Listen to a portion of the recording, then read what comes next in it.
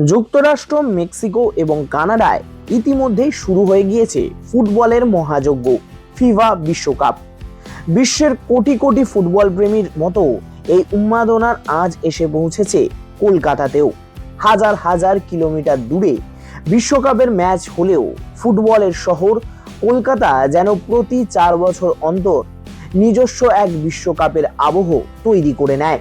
আর সেই আবহের অন্যতম কেন্দ্রবিন্দু উত্তর কলকাতার বিখ্যাত ফিফা গলি। বিশ্বকাপ এলেই নতুন রূপে সেজে ওঠে এই গলি। ব্যস্ততার মাঝেই শিল্পীদের তুলির টানে ধীরে ধীরে রঙিন হয়ে উঠছে গলির প্রতিটি দেওয়াল। কোথাও ফুটে উঠছে বিশ্বকাপে অংশ নেওয়া দেশগুলির জাতীয় পতাকা, কোথাও আবার আঁকা হচ্ছে ফুটবল ইতিহাসের সেরা তারকাদের প্রতিকৃতি।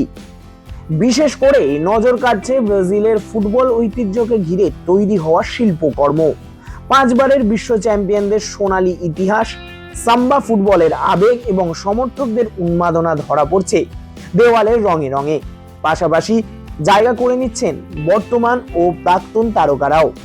Neymar junior, Cristiano Ronaldo, Lionel Messi, বিশ্ব ফুটবলের এই মহাতারকাদের ছবি ইতিমধ্যেই আকর্ষণের কেন্দ্র হয়ে উঠেছে।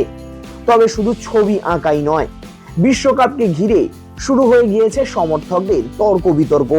কে জিতবে বিশ্বকাপ, কারা এগোবে শেষ পর্যন্ত, কোন দলের আক্রমণ সবচেয়ে শক্তিশালী, এই সমস্ত আলোচনা এখন চায়ের দোকান থেকে পাড়ার আড্ডা সর্বত্র।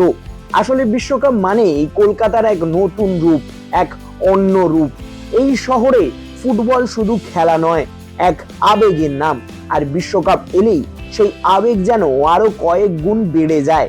তখন কলকাতা আর শুধু কলকাতা থাকে না, শহরটা ভাগ হয়ে যায় ব্রাজিল, আর্জেন্টিনা, জার্মানি, পর্তুগাল কিংবা স্পেনে। এবারও তার ব্যতিক্রম হচ্ছে না।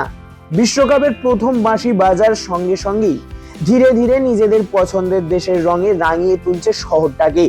আর সেই উন্মাদনারই জীবন্ত ছবি হয়ে উঠেছে কলকাতার ফিফা গলি, যেখানে রং, ফুটবল আর আবেগ মিশে তৈরি হচ্ছে এক অনন্য বিশ্বকাপের গল্প।